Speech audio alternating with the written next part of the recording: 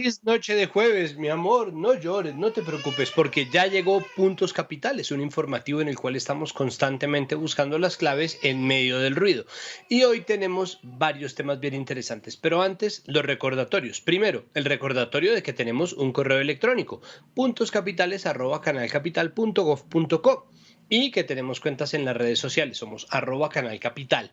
Búsquennos utilizando el hashtag numeral Puntos Capitales y así mantenemos una conversación, un hilo, un trending tab, ojalá, bueno, en fin.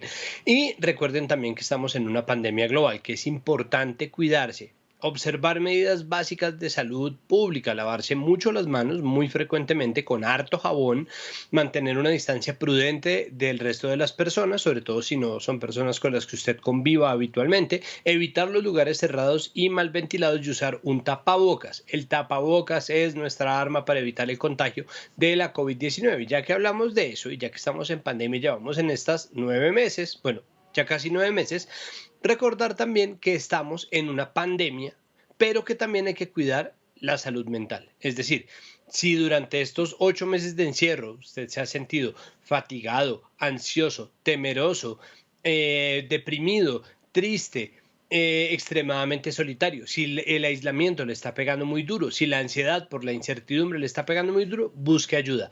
Hable de sus problemas. Es importante cuidar la salud mental. Por eso ya no hay cuarentena. Es importante que la gente pueda salir a hacer algunas cosas, pero por favor, con mucha calma y cuidado. Es una idea que debería englobar todas nuestras actividades. Aprovechemos que estamos en estas y aprendamos a hacerlo.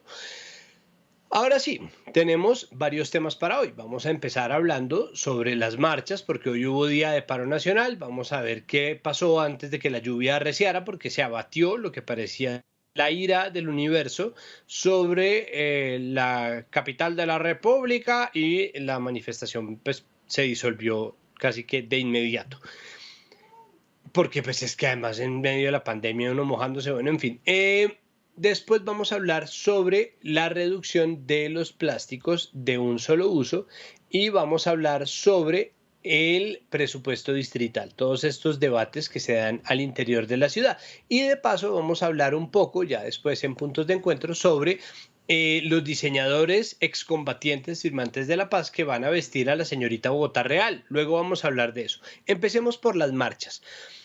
Hoy tuvimos manifestaciones. Se cumple un año del 21N, es decir, el paro nacional del 21 de noviembre de 2019, que ha sido la jornada de movilización social más grande que hemos tenido en mucho tiempo, desde el paro nacional del 77, 78, bueno, en donde pues salieron todos los sectores de la sociedad civil, organizados o no, miembros o no de centrales obreras, profesores, trabajadores y trabajadoras, firmantes de la paz, partidos políticos, colectividades, yogis, veganos, artistas plásticos, de verdad hubo de todo. Y ese espíritu ha querido recogerse, pero ha sido realmente muy difícil. Y sin embargo, hoy teníamos movilización. Es importante recordar, antes que cualquier cosa, que la protesta es un derecho. Es decir, sin importar discusiones sobre si vale o no vale hacerlo en pandemia, sobre si hay que cuidarse o no hay que cuidarse, es posible hacerlo porque es un deber del Estado garantizarle a usted ese derecho a protestar. Dicho esto, veamos la nota que apareció en Noticias Capital. Desde muy temprano empezaron las jornadas de movilizaciones por este nuevo paro nacional. Los voceros y líderes también de esta nueva jornada les expresaron a Noticias Capital cuáles son esas principales razones que los motivaron a salir a las calles este 19 de noviembre.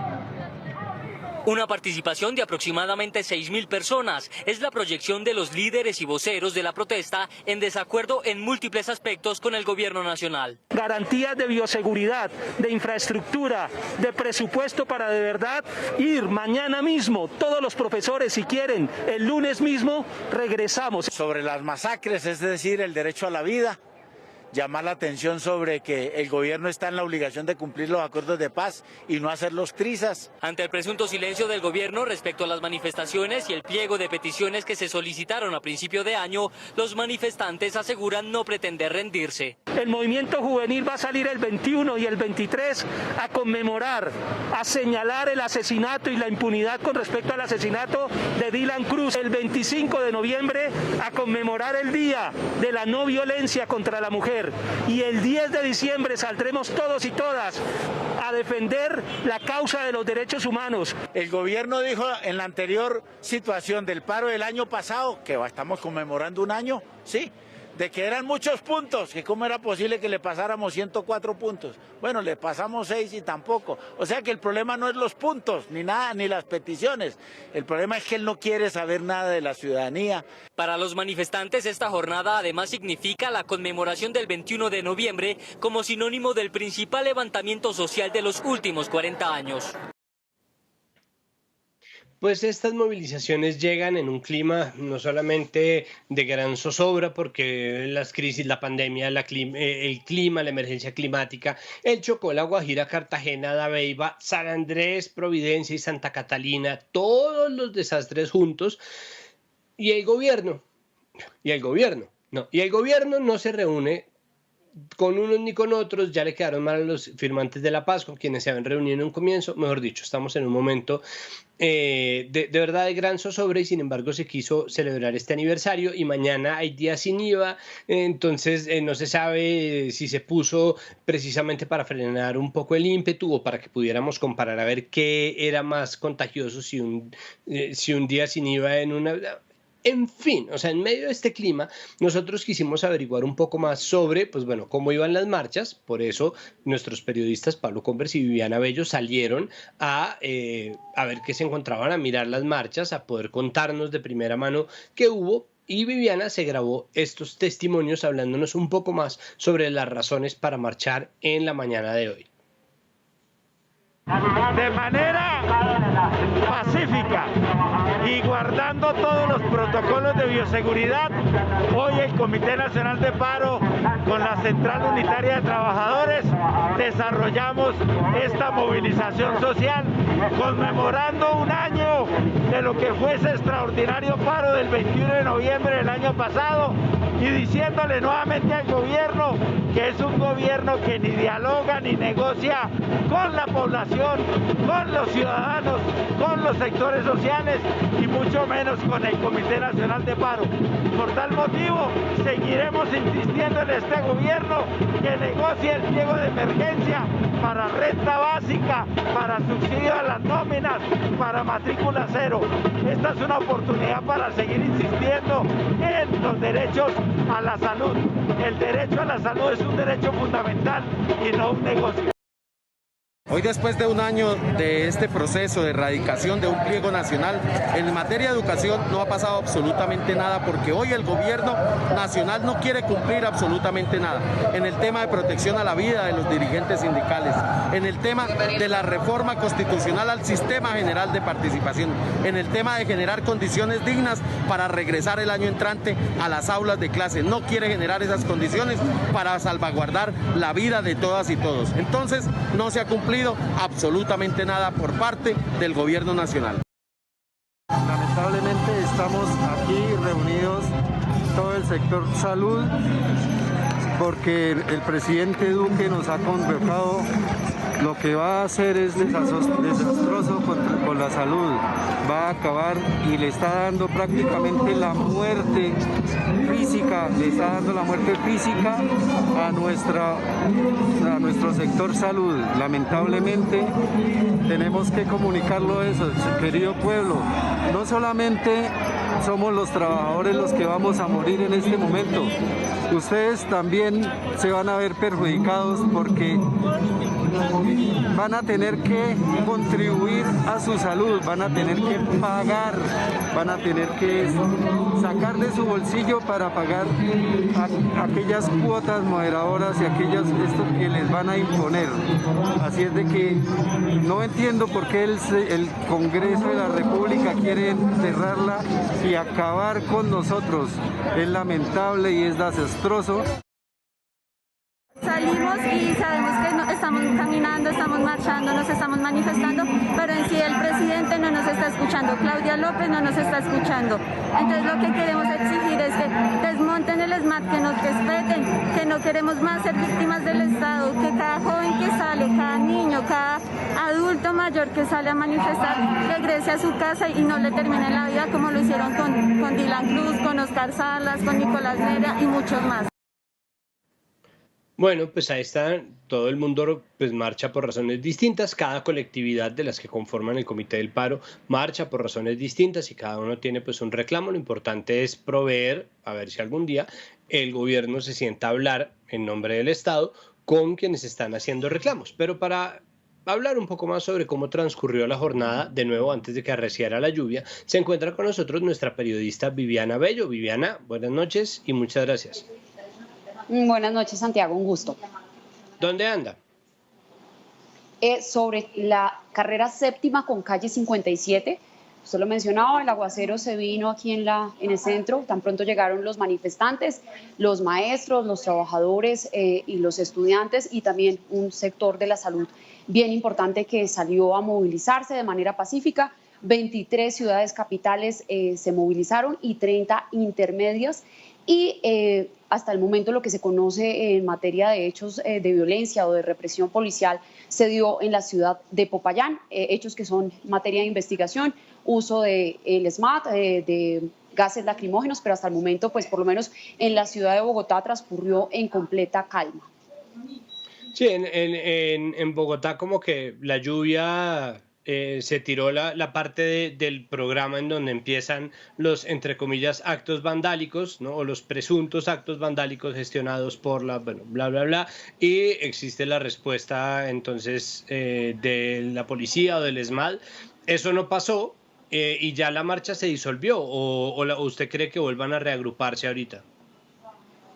No, señor, yo creo que no va a ser posible lo mismo, porque en algunos sectores de Bogotá continúa el aguacero.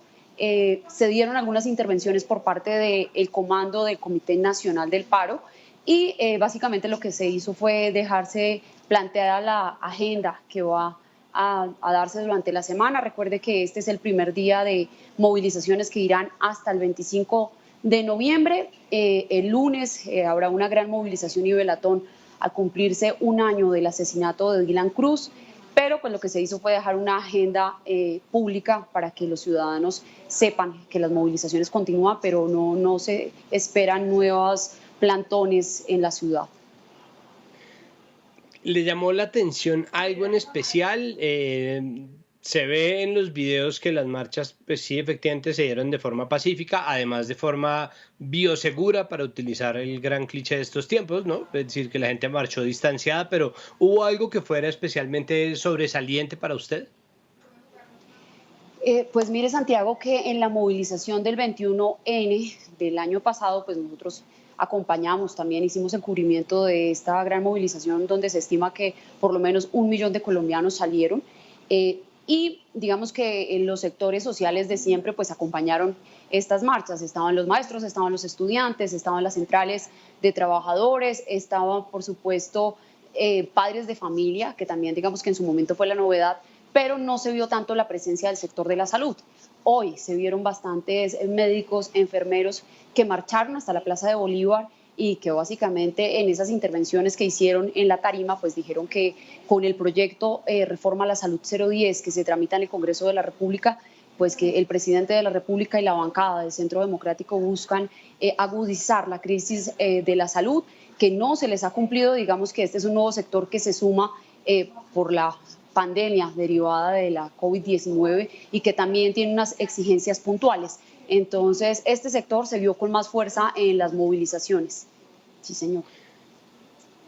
Ayer estuvimos hablando con Roy Barreras y él hablaba también sobre lo que pasó hace un año, sobre las denuncias de que había niños en el campamento en San Vicente del Caguán que fue bombardeado, niños que murieron, de cómo esto ha aumentado, y en ese momento la noticia de esos niños muertos fue un detonante y un poco el florero de Llorente para desatar esta movilización social del 21N.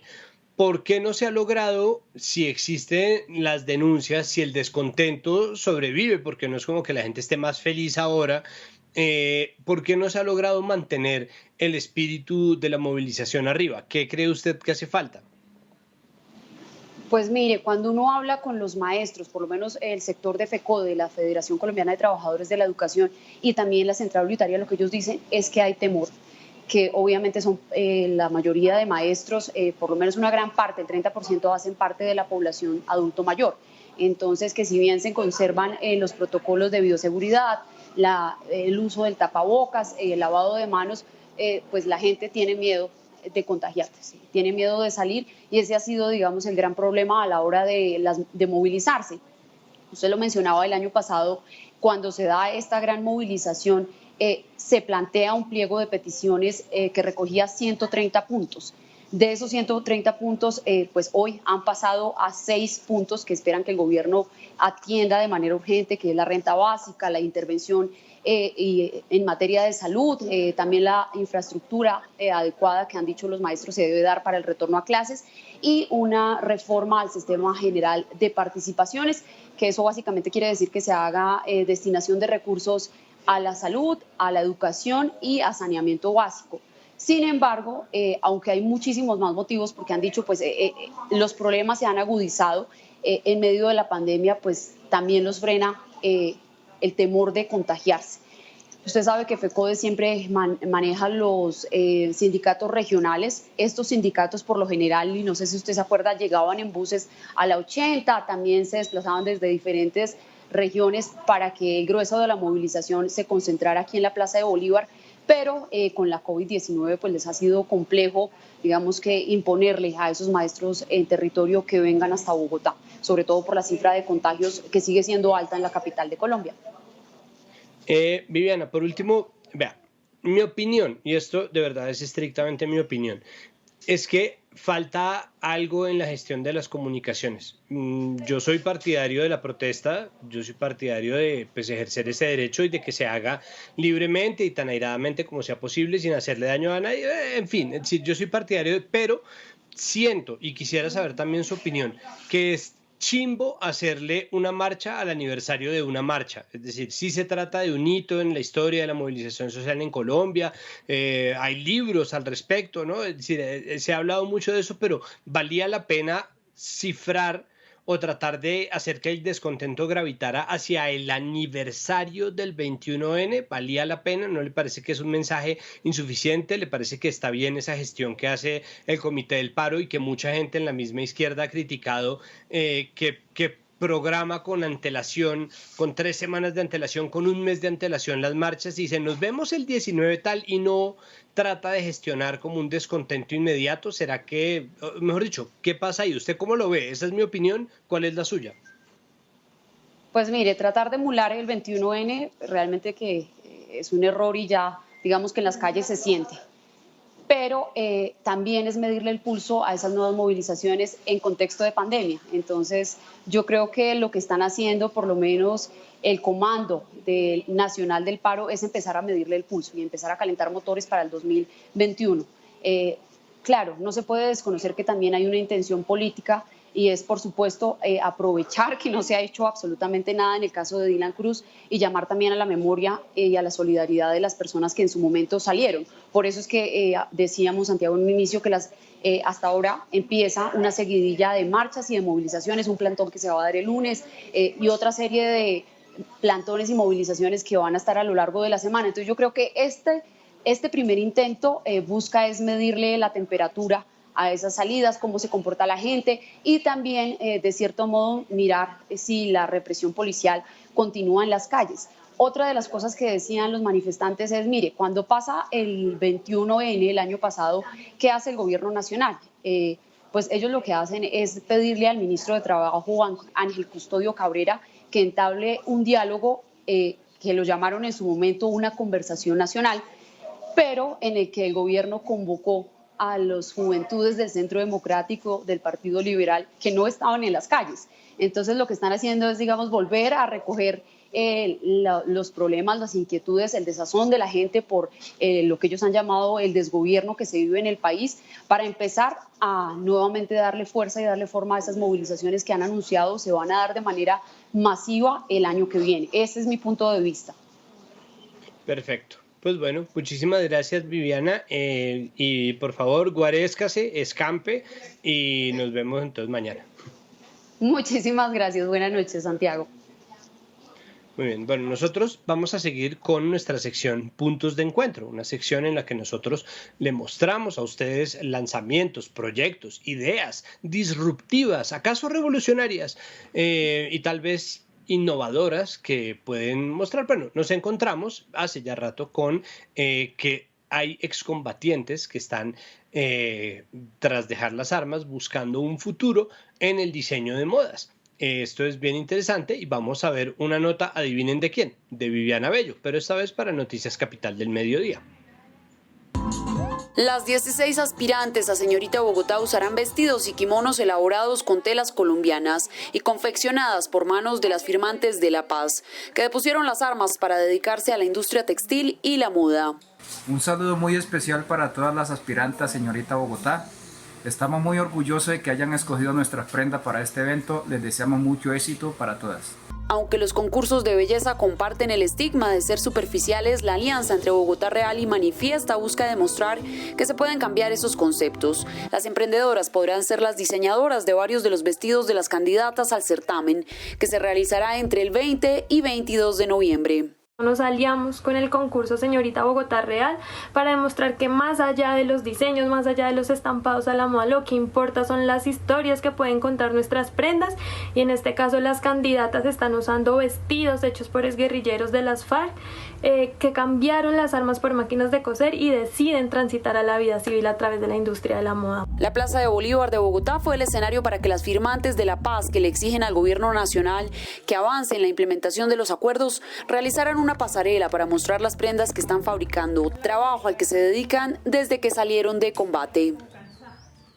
Bueno, pues esto nos llamó la atención, nos pareció bello y una nota positiva, un poco para ambientar, pero quisimos saber, antes de pasar a nuestro entrevistado, un poco más sobre la ropa que se está haciendo. Y finalmente no basta con ser bueno, hay que hacerlo bien, no basta con hacerlo por el bien, sino, mejor dicho, veamos qué opina Jorge Bueno, experto preparador de reinas, sobre cómo funciona la conexión con estos excombatientes diseñadores de moda y qué tal salió la ropa.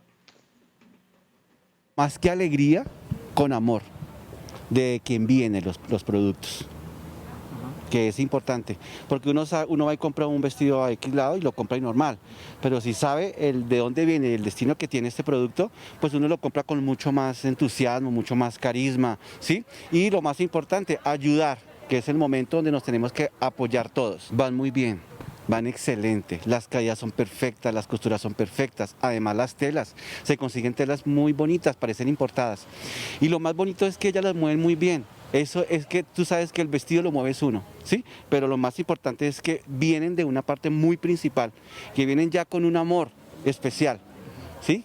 Que estas personas tienen ganas de descubrir, de reinventarse, de olvidar todo lo que pasó y comenzar a crecer con nuevos proyectos, y los proyectos los vemos acá, esos vestidos tan bellos. Bueno, para complementar un poco la información pues, de lo que va a pasar en Señorita Bogotá Real, está con nosotros el director de Señorita Bogotá Real, César León. César, buenas noches, bienvenido a Puntos Capital. Santiago, buenas tardes. Muchas gracias, Santiago. Bueno, ¿cómo se hizo la gestión para entrar en contacto con estos excombatientes, con Manifiesta, con Tejiendo Paz, es decir, cómo llegaron ustedes a hacer ese enclave? Bueno, eso fue una tarea muy interesante, pues nosotros abrimos convocatorias no solamente para, valga la redundancia, convocar nuestras reinas, sino también los patrocinadores. Y gracias a un acercamiento que tuvimos con algunas politólogas de la Universidad Nacional, pudimos contactar a la directora de Manifiesta Hecho en Colombia y le hicimos la propuesta, nos pareció muy interesante lo que estaban haciendo, nos parecieron unos diseños muy bonitos y extendimos la invitación para que nos ayudaran a vestir nuestras candidatas. hay algo muy interesante que está pasando con los reinados, y es que hace unos 8 años los reinados eran como un poco un trompo de poner, ¿no? Todos le dábamos durísimo a los reinados, nos parecían lo peor, que era esa manifestación del machismo patriarcal, heteronormativo, es decir, toda la lucha contra los reinados, que para los reinados de ese momento me parece que era justa y proporcionada, pero los reinados me parece que tomaron bueno, no todos, pero sí algunos, creo que este es un ejemplo, tomaron un rumbo distinto y han decidido transformarse. Entonces, un poco han empezado aquellos críticos del pasado, hemos empezado a entrar en sintonía, tal vez no con los reinados, pues que nos volvamos aficionados de hacer palomitas, perdóneme César, pero sí que podamos por ejemplo, entablar este tipo de diálogos, ¿no? Creo que los reinados se han puesto un poco las pilas en volverse agentes de transformación, plataformas para mensajes nuevos. ¿Cómo ha funcionado eso, usted que está en la dirección de un reinado de belleza? Es verdad, Santiago, lo que tú dices. Digamos que ese concepto que tú tienes no solamente es tuyo, también lo perciben muchas personas. Pero nosotros hemos creído, digamos que somos un grupo de personas, de empresarios que creemos que estos certámenes ayudan, digamos, en varios aspectos. Promocionan la ciudad, generan empleo, fomentan el turismo. Digamos que realmente detrás de un reinado, si es bien enfocado, realmente hay un objetivo claro. Y ese es el Señorita Bogotá Real. Son reinas que son elegidas, que representan sus localidades y que realmente llevan un mensaje de inclusión, un mensaje de confraternidad, de paz y sobre todo un mensaje de la gestión que están haciendo sus alcaldes. Entonces, es cambiar de pronto toda esa connotación, ese concepto, por algo muy positivo y que realmente aporte a la ciudad y obviamente a ellas como seres humanos. Bueno, César, de pronto esto no le compete a usted, pero una última pregunta es, bueno, ¿qué va a pasar con la gente de Manifiesta, con la gente de Tejiendo Paz, la gente, los excombatientes que están dedicados a este negocio? La pregunta no es si usted les ve futuro, sino si existe un negocio a perpetuidad, es decir, si van a volver a contratar con ellos, si hay otros eventos en los cuales ellos pudieran, por ejemplo, explorar más posibilidades de seguir haciendo ropa. Claro que sí, nosotros ya quedamos muy conectados con ellos, nos encantó la propuesta y de hecho ya muchos de nuestros seguidores nos han llamado a preguntar por los diseños, digamos gente del espectáculo, actrices, modelos que están interesados en lucir sus modelos, sus kimonos, sus vestidos. Entonces, digamos que esto ha sido una vitrina muy positiva para ellas y obviamente para nosotros también. Esto ha sido un gana-gana. Realmente ya hemos empezado a direccionar a aquellas personas como Ángela María, que es la persona encargada, pues para que pueda, digamos, como hacerle llegar sus modelitos, sus modelos a esas personas que muy amablemente han querido vincularse con Manifiesta Hecho en Colombia. Pues César, le agradezco muchísimo que haya aceptado nuestra invitación, muchísima suerte con el reinado y nosotros pues vamos a seguir pendientes porque esa evolución me parece que es mucho más interesante que la alternativa de simplemente censurar la existencia de esos eventos, de manera que de verdad muchas gracias y buena suerte. A ti, Santiago, mil gracias. Perfecto, muy bien. Bueno, ustedes, por favor, que están viendo, los millones de personas que están viendo este programa, pilos, porque vamos a hacer, y pilas también, porque vamos a hacer un pequeño corte, vamos a unos mensajes de interés y al volver vamos a hablar de dos temas de interés para el distrito, es decir, la reducción en el consumo de plásticos de un solo uso y el debate sobre el presupuesto distrital 2020, bueno, ya 21. Ya nos vemos.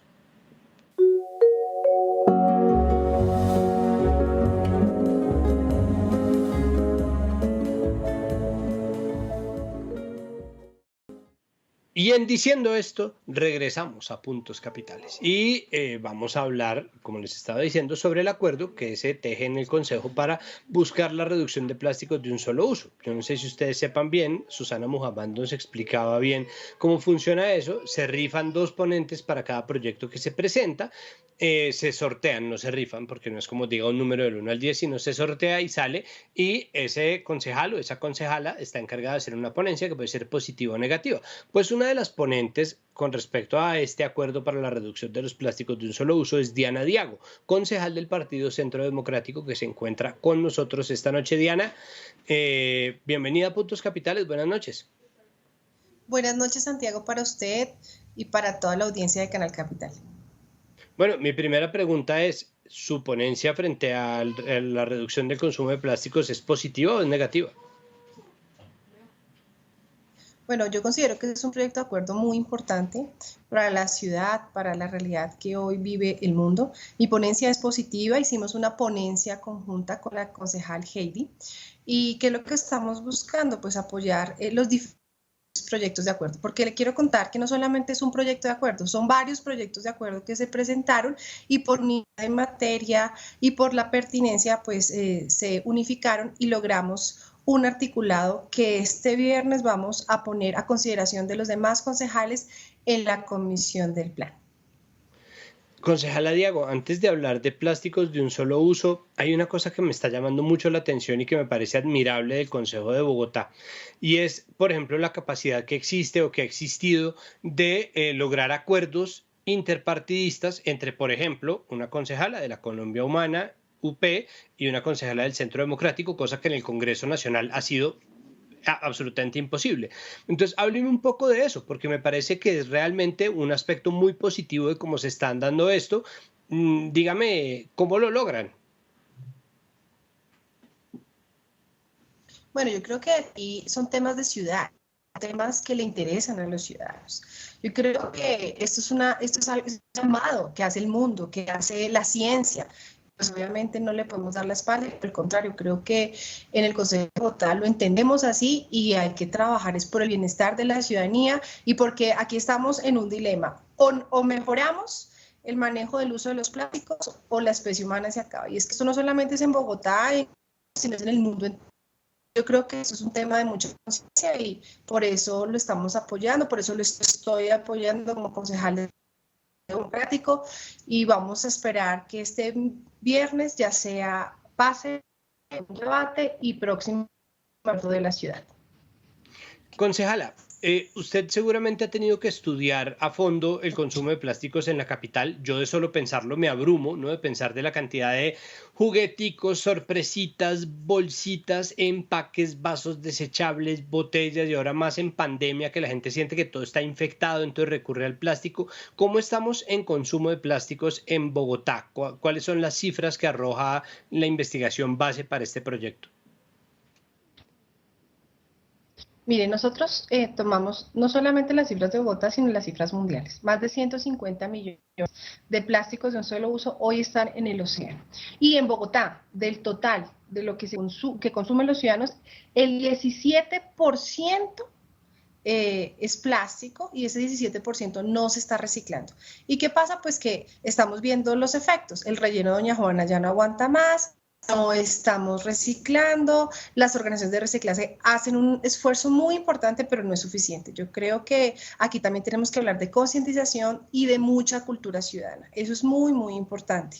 ¿Por qué? Porque los ciudadanos estamos jugando un papel preponderante en este sentido. Si los ciudadanos no entienden que hay que reciclar, si los ciudadanos no entienden que pueden darle al ambiente, pues va a ser muy difícil por más proyectos que hayan. Y lo que usted dice, las cifras son preocupantes, muy preocupantes. Y en el plan de desarrollo, a mi modo de ver, quedó una meta muy bajita en materia de reciclaje. Y yo creo que con estos proyectos de acuerdo, lo que estamos haciendo es impulsar y ayudar al distrito para que cumplan con la meta y mucho más allá. ¿Cómo ve usted entonces el trámite de este proyecto que empieza mañana? ¿Será que hay consenso suficiente para sacarlo rápidamente? ¿Será que existe presión por parte de agentes externos? Me refiero yo al lobby, por ejemplo, de parte de la industria del plástico, que es grande. ¿Cómo la ve pues, para sacar adelante este acuerdo para reducir los plásticos de un solo uso? Mire, lo más importante aquí es que vamos a empezar por el distrito. El distrito de Bogotá, es decir, las entidades distritales tienen 6 meses para dejar de adquirir plásticos de un solo uso.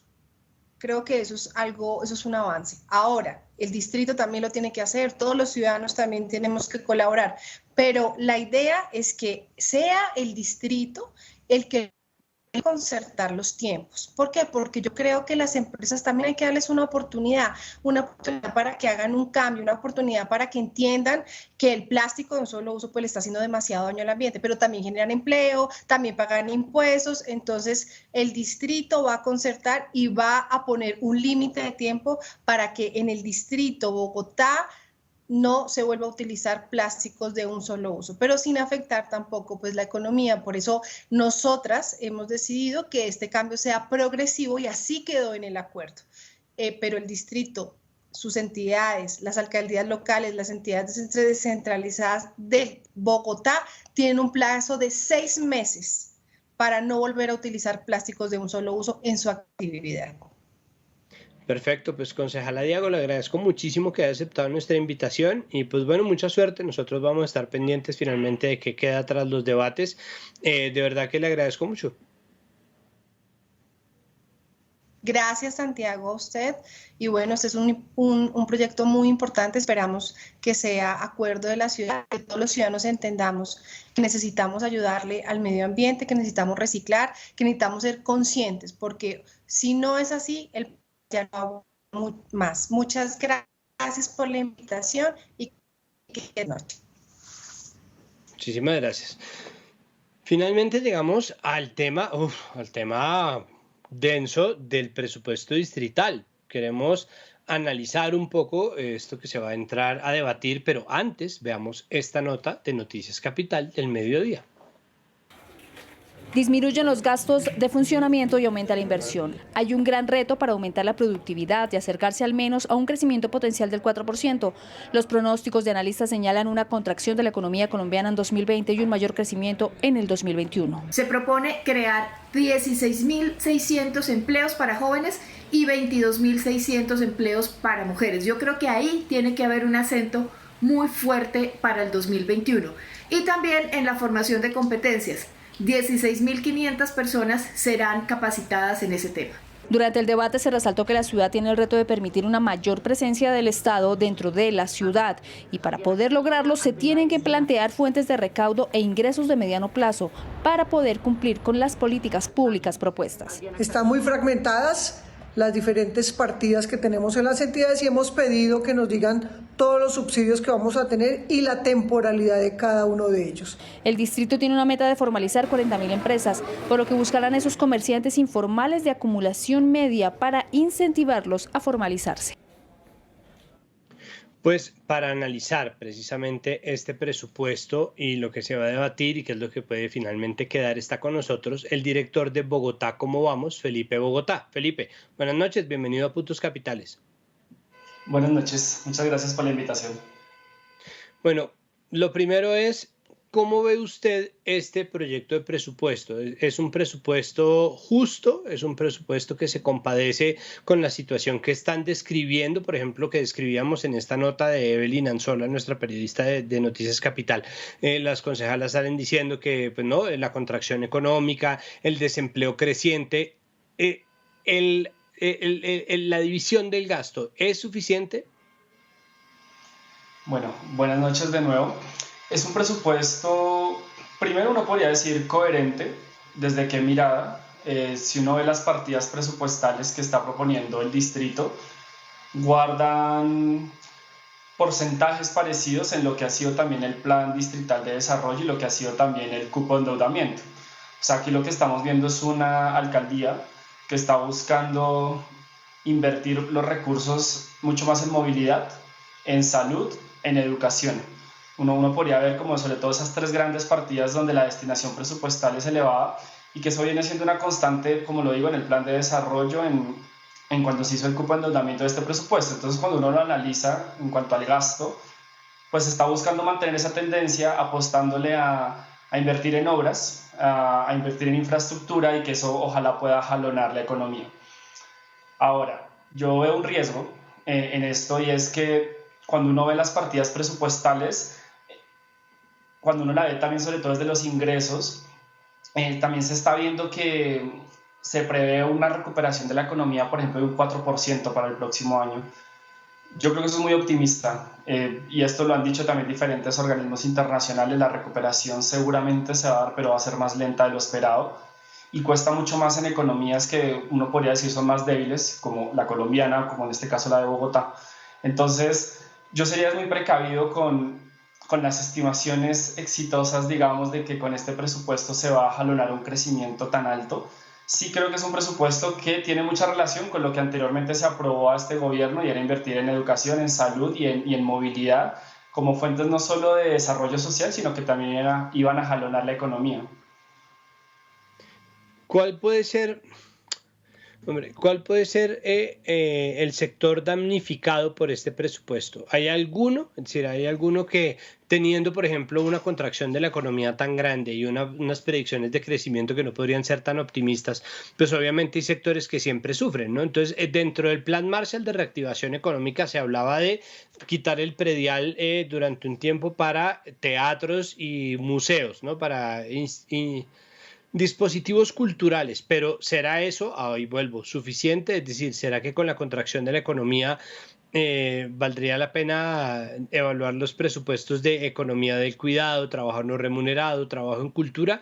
¿O será que lo que hay, que en este momento para cultura, recreación y deporte es 0,7 billones, integración social es 1,2 billones, mujeres es el 0,10% del presupuesto? ¿Será que se compadece de las necesidades de los sectores más golpeados por la pandemia? Esa es una muy buena pregunta. Yo en este presupuesto sería crítico, así como también en su momento lo fuimos con el plan de desarrollo. Uno es con hábitat y vivienda, de hecho también. O sea, este es un sector que tiene una destinación presupuestal baja en relación a la problemática que uno ve en Bogotá, y que además esta pandemia dejó aún más desnudo, por decirlo de alguna manera, el tema de acceso a la vivienda digna, a la infraestructura, a temas de servicios públicos de calidad para la población. Entonces, esa es una que, como digo, como se siguió manteniendo cierta coherencia, digamos, en lo que era el plan de desarrollo y el presupuesto del próximo año, yo creo que se sigue extrañando eso. Lo segundo, yo quiero entrar aquí en un tema económico, y es el que tiene que ver con la reactivación. Porque cuando uno analiza el presupuesto y las medidas de reactivación, está por un lado el Plan Marshall, pero el Plan Marshall, cuando uno lo analiza ya estrictamente, no es una medida de reactivación tan contundente para el empresariado de Bogotá, entendiendo que el 99% son MIPYMES, y por ejemplo esas MIPYMES gran parte la componen comercios y servicios. Cuando uno ve el cupo de endeudamiento y este presupuesto, sí hay mucha inversión en obras, en infraestructura, por ejemplo, en generar empleos, pero la ciudad también tenía otros rubros que dependían, o sea, que movían mucho la economía, como estos que estoy mencionando, y cuando uno ve la destinación de fondos, ahí no ve una relación directa con eso.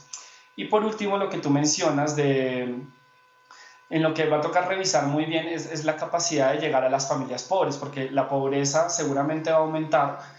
Y cuando se muestran los números de llegar a jefaturas femeninas, el presupuesto que se va a destinar por el ingreso mínimo garantizado, por ejemplo, yo creo que no va a abarcar al total de la población que lo necesita, pero lo que pasa es que aquí entramos en un debate también ya más complejo, y es que por lo general los recursos no terminan siendo suficientes para todas las demandas que hay, pero en un momento tan crítico, donde muchas familias que, por ejemplo, antes no eran pobres y que ahora están cayendo en la pobreza o en la vulnerabilidad, hay una alta dependencia del distrito en las transferencias también nacionales para que puedan mitigar o apoyar o complementar, digamos, el presupuesto de la ciudad, y que así todo no creo que alcance a llegar al total de la población que lo está necesitando. Entonces sí podría ser un tercer llamado de cómo se va a lograr apoyar a familias que han perdido todo, porque acá termino con este punto. Bogotá tiene una economía también muy informal y las personas han perdido ingresos.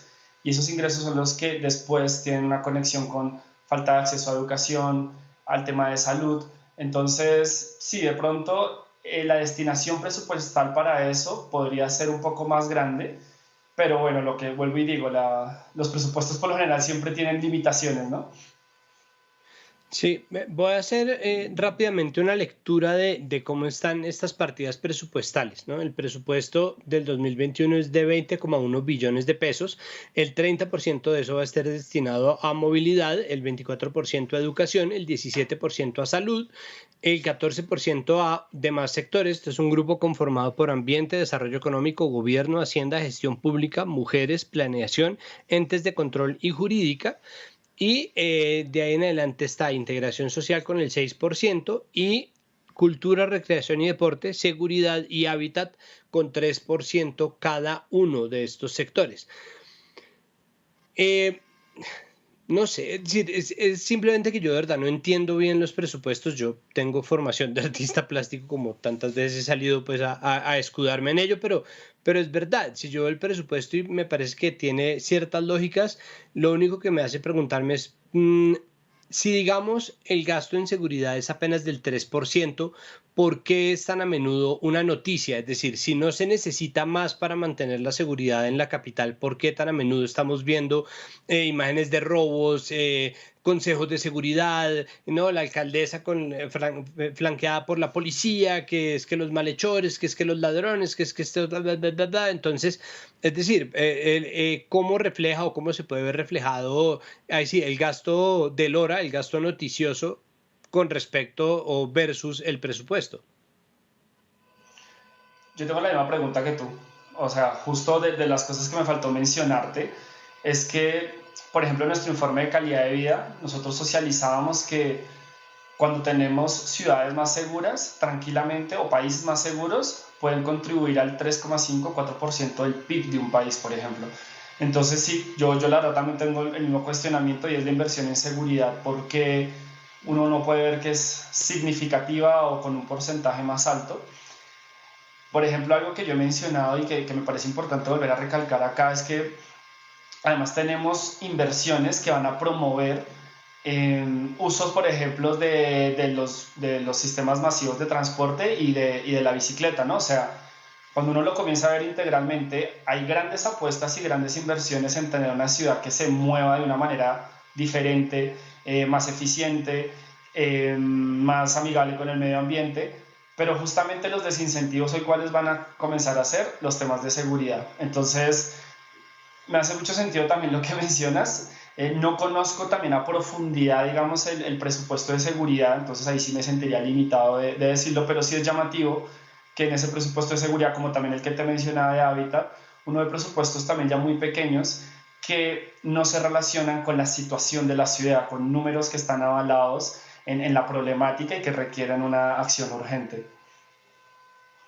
De pronto lo que pasa es que, bueno, o tal vez en los debates que vienen se pueda aumentar un poco el gasto en hábitat, porque sí es curioso, y además es curioso viendo los estragos que está haciendo el clima, ¿no? Que nosotros en Bogotá no estamos como están en Chocó, no estamos como están en Cartagena, no estamos ni cerca de como están en Providencia, en San Andrés y en Santa Catalina, pero sí hay localidades que están inundadas. Sí, o sea, sí hay gente que está sufriendo un poco los rigores de eso, y antes de eso y durante la pandemia vimos lastimosamente las imágenes horribles de muchos desalojos y gente que se ha plantado frente a la Secretaría de Hábitat a pedir que se le resuelva una vivienda digna. Entonces, no sé, ¿cabe todavía hacer esas modificaciones? Yo no sería tan optimista, la verdad. Yo veo difícil modificaciones significativas en el presupuesto, porque, como te decía, si ya vemos la línea de lo que ha propuesto este gobierno en su plan de desarrollo, está buscando es cumplir muchas de esas metas, compromisos, promesas que necesita de esos recursos. Entonces, si llegara a ser movidas presupuestales, muy probablemente quedarían vulnerables, por decirlo de alguna manera, o sensibles las grandes promesas de este gobierno. Y que además hay algo muy importante para mencionar acá, en el presupuesto del 2021, y es que hay muchas cosas que son como una promesa. ¿A qué voy con esto? Una buena cantidad de los recursos que se van a invertir el próximo año tienen mucho de diseños, de estudios de prefactibilidad, de armar la conceptualización de tal proyecto, el estudio del Regiotram, los diseños para el corredor verde de la séptima. O sea, como hay algo llamativo en este presupuesto, y eso es lo que creo que la ciudadanía y diferentes organizaciones, yo creo que va a ser sano que le hagamos evaluación y veeduría. Y es que muchas cosas, es un presupuesto muy elevado, de los más elevados que se han hecho en la ciudad, y muchas de esas cosas no es que vamos a ver ya el resultado. Voy a dar un ejemplo: el corredor verde de la séptima, para que se termine, esto recién va a pasar, si todo sale bien, finales del 2024, y así hay otros proyectos. Entonces son recursos importantes que se van a invertir en proyectos que tienen que arrancar. Entonces tenemos que estar muy pendientes de cómo van avanzando esos proyectos para que este presupuesto de alguna manera se esté avanzando con unas metas que no vamos a ver rápidamente el próximo año, sino que vamos a ver unos años después. Perfecto. Bueno, pues Felipe, muchísimas gracias por aceptar nuestra invitación. Y pues nada, una vez termine esto de aprobarse, pasar, hacerse, estaremos, me imagino, que hablando otra vez. Muchas gracias. Bueno, perfecto. Muchas gracias por la invitación. Que esté muy bien. Muy bien. Este programa está muy cerca de acabar, pero antes un breve recuento noticioso.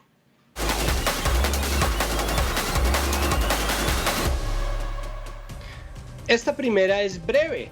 Pfizer anunció la eficacia o una eficacia del 95% en su vacuna contra la COVID-19. Hace una semana se había anunciado que la eficacia era del 90%, las cifras están mejorando aún, se siguen algunas pruebas, no vamos a tener la vacuna ya, pero en Estados Unidos se está hablando de distribución para el mes de diciembre, así que crucemos los dedos.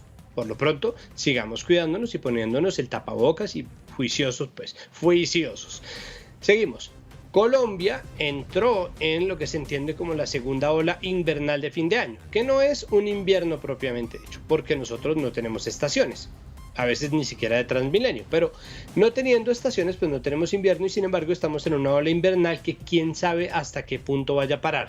No se sabe en gran parte porque el cambio climático ha dado al traste muchas veces con los días soleados de diciembre y enero, pero falta simplemente ver. Por favor, cuídense mucho, protéjanse de la lluvia y por favor cuiden también a las personas o cuidemos a las personas que viven en lugares donde haya deslizamientos. Razón de más para no construir en los cerros. Seguimos. Las obras de remodelación de la unidad deportiva El Salitre del IDRD completan 36 meses de retraso y el costo ya duplica el valor inicial de la obra. Esta es la sede de 10 ligas deportivas y con ella se beneficiaban al menos 2.000 deportistas. La directora del IDRD denunció que después de 3 años de ejecución de la obra solo se ha logrado un avance del 38.8%. El IDRD inició un proceso sancionatorio al contratista y avanza en la formulación de estudios para el reinicio de las obras que se puedan terminar lo antes posible. Finalmente, el Ministerio de Agricultura pondrá en marcha una nueva jornada de mercados campesinos en Bogotá para apoyar a productores de la región central. Este 21 y 28 de noviembre y el 5 y el 12 de diciembre se instalarán mercados en Usaquén, Plaza de Bolívar, Alcalá, Plazoleta de Lourdes y el sector del Salitre. Muy bien. Queda tiempo para una reflexión muy breve y es pensando, por ejemplo, en el presupuesto. Hay que aprender a leer bien los presupuestos porque los presupuestos son normalmente una foto bastante más fiel que las noticias. Nosotros en los medios de comunicación tenemos unos puntos focales que tal vez no son exactamente los puntos cruciales de la agenda y sin embargo es importante verlos porque es importante hacerle control, sobre todo cuando hay muchos proyectos y soluciones a largo plazo. Tenemos que recordar que hay soluciones que deben darse a largo plazo. Pero para dar esas soluciones a los problemas verdaderos, que son profundos, como hablábamos en nuestro capítulo pasado, tenemos que llegar a acuerdos, como los que se están llegando muy positivamente en el Consejo de Bogotá. Es una nota positiva que se pueda sentar la Colombia Humana con el Centro Democrático de hacer una ponencia conjunta para resolver un problema que nos atañe a todos. El problema es que el primer paso para hacerlo es sentarse a hablar, cosa que el gobierno no ha querido hacer con los manifestantes. Puede que las marchas no hayan sido multitudinarias, puede que la lluvia las haya disuelto, pero el descontento sigue allí y no me parece sabio que el gobierno espere a que eso se reconcentre y estalle para ahí sí sentarse a hablar, porque jamás finalmente lo han hecho, o al menos no han escuchado. Hasta aquí, Puntos Capitales. Nos vemos mañana a las 7 de la noche con más temas, más información y más análisis. Por lo pronto, por favor, cuídense mucho, tanto de la COVID como de la tristeza, como de la fatiga, como de la ansiedad. Hasta luego.